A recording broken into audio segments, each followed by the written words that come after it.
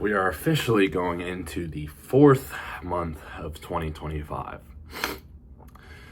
Now, I want you to think back to your early resolutions and goals that you set for yourself in early January or late December. What kind of person did you expect to be by the end of 2025? Now, this fourth month is very important because this is where a lot of people quit. It's very easy to ride that initial motivation that comes with the new year. Every single person has that feeling of, hey, 2025, this is going to be my year. This is going to be the year where I finally shed my skin and I become the person that I want to be. You've heard it so many times. You've probably seen people post this on their story at the beginning of the month, but yet every single one of them has quit by now. Are you still chasing that person that you wanted to be by the end of 2025? Have you planned every single day accordingly? Have you set tasks for yourself that will get you there? And the answer is probably no. Now, this fourth month is specifically important to me because this is my birth month. I will turn 20 years old this month. Now, anybody who has already had their 20th birthday has probably felt that sense of, holy shit, I'm turning 20 years old. I'm no longer a teenager. I'm about to be an adult, or I am an adult. And that comes with a lot of fucking pressure. Now, a lot of people feel that, yet when their birthday comes around, they celebrate. What exactly are they celebrating?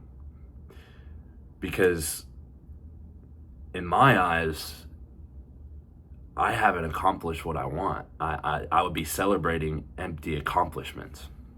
And you know, if you asked me literally 2 weeks ago, I would have told you, yeah, I'm gonna go spend one day and go ahead and forget about everything and just spend time with friends and enjoy my birthday. Now, I thought that until April 1st rolled around. I was up about 12 o'clock at night. I saw my phone, I said April 1st. I was like, holy shit, this is my birth month. Holy shit, I'm fucking turning 20. Like, I had all those thoughts come in my mind. I was spinning in a whirlwind. And right there at that very moment, I wrote a personal mission statement for this month. Now, I have an overall personal mission statement right here, basically describing my most internalized values and standards in creating the man that I want to be.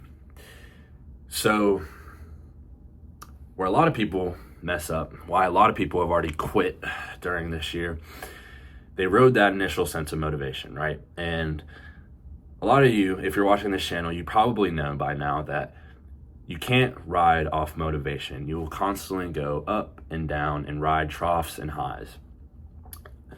Now, you have to now switch your perspective towards discipline. And you probably know this, but how do you build discipline? You have to have internalized values and you have to have a standard for yourself. Now, there's a quote that really stuck with me. You do not rise towards your goals, you fall towards your standards. I'll say that again. You do not rise to your goals, you fall to your standards. A lot of people assume that if they write down their goals or they set goals for themselves, that they'll automatically somehow achieve them. A lot of people believe in manifestation. A lot of people believe that if you think it, it will just magically happen. Wrong. You have to have a standard because your standard is what's going to get you out of those moments where you don't want to do it. Everything's telling you not to do it. You have the devil in your ear begging you to come back to comfort. If your standard is quitting when it gets hard, you're going to lose. If your standard is waiting for motivation, you'll always fail. If your standard is giving yourself excuses, you'll always stay average. You have to change your standards to, I will never quit. I'm disciplined. I'll do the things that I don't want to do. And my standard is I never make excuses for myself. Everything is my fault. See how now instead of quitting, I have set for myself, I will not quit. Instead of waiting for motivation, I'm staying disciplined. And instead of giving myself excuses, I have accepted responsibility and realized everything is my fault. So that right there is my standard. You have to create a standard for yourself in order to fall into discipline, in order to do the hard things when you don't want to do it. Because as soon as you get that little voice in your head, you will now fall back into your deepest values and you will do it anyway. See, now the reason that all these New Year's resolutioners have quit on their goals by now is because they were too focused on the outcome and they weren't obsessed with the journey. Life is about inputs, not outputs. Outputs are what come from the inputs. You have to focus on the things that will get you to where you want to be, not focus on where you want to be.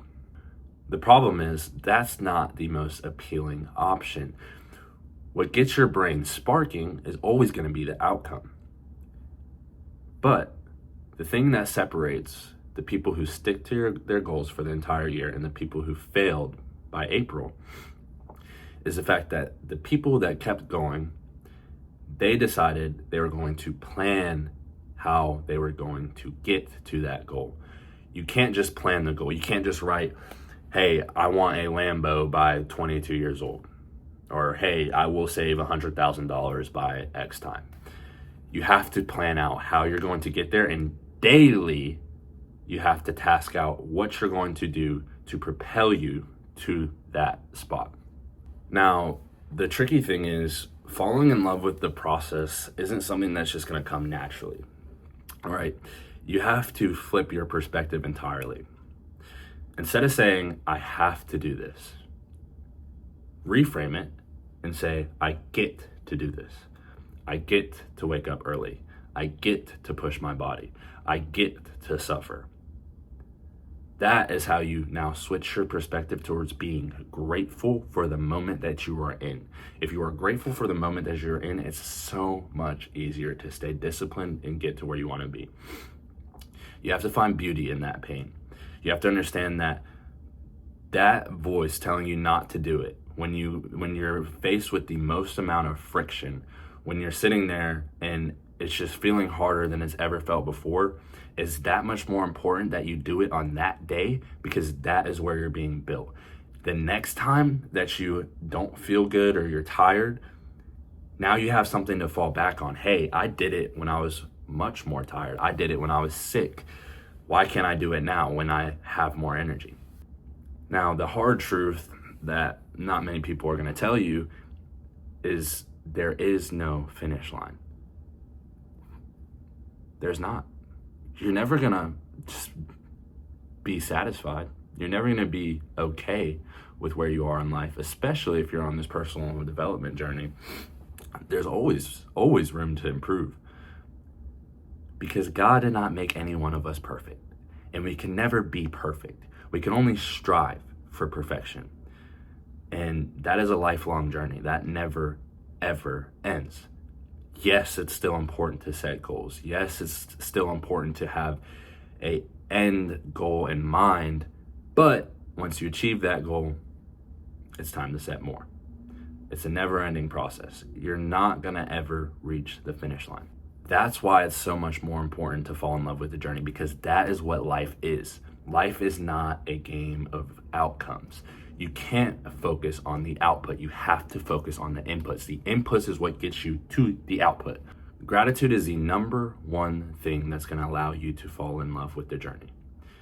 Feeling blessed, the fact that you have an opportunity to even feel tired, to feel exhausted. There are people without limbs to be able to walk, to get out of bed, to not have to live life drinking through a straw. Like, there are people in life that have it 10 times worse than you. Like, all this, like, I'm depressed, my circumstance is eating me alive. Like, how selfish is that? There are people with a smile on their face every single day that can't even walk, that can't even get out of bed on their own, that can't even shit on their own. Are you fucking serious? And you're gonna sit there in this first world country with your first world problems and think that the world is just against you. It's naive. You have to understand that there's gonna be one day where you're gonna miss the hunger that you have today. I'm not gonna be in my 20s forever. I have this unlimited energy and capability right now, and it's not gonna increase. I have to take advantage of it. There will be a day where I'm 45, 50 years old, that I'm on the back end of my life.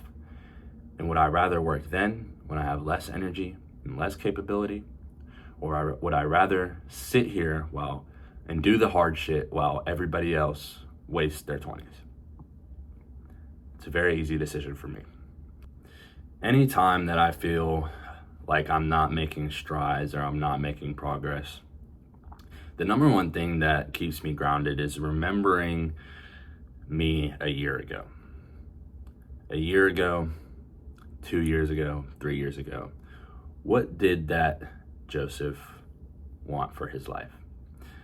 I remember there was a time where I was smoking weed every single day, 4 times a day, staying up till 3 o'clock in the morning, waking up at 1 p.m., wasting my day, and just wishing that future me would be able to get rid of all of those things and push towards a better life for himself. Now I'm sitting here and I'm all of those things. I have quit the vices. I have relentless intention towards everything that I do. And yet I'm still not satisfied. So it is pretty interesting. This is a journey that will never end and never be satisfied from it. So there's only one thing to do, and it's to be grateful for every single moment that you have on this earth. Like I said, there's so many people in worse situations than you, and it's up to you to maximize the capability that God gave you. There's a reason why you have all of your limbs. There's a reason why you have this perspective and sense that you will be a better person one day. There's a reason why you're here. We are all here for a reason. So I'm going to leave you guys with that. Just remember that outcomes don't determine your success. Inputs do, not outputs. Thank you guys for watching. I'll see you guys in the next one. I'm building something very, very in-depth. I'm spending so much time on it every single day. I'm pouring my heart and soul into it, and I hope that when I release it, it could really provide value and I could do something different than anybody in this industry. And I appreciate every single one of you for being along for the ride, and we got big things coming. So I ask that you follow my Instagram. Again, just like always, I post my morning push-ups over there. I post pretty much everything, all things related fitness. You get to kind of peep into my life a little bit more. And also, if you enjoyed today's video, hit that subscribe button. I love you guys so much. I'm so grateful for every single one of you on this journey. It makes me push so much harder, even just knowing that one person has received value from the things that I'm saying. So I will never quit. I vow to continue every single day, and I'll do it for you and for all the people that I'll help one day. Peace.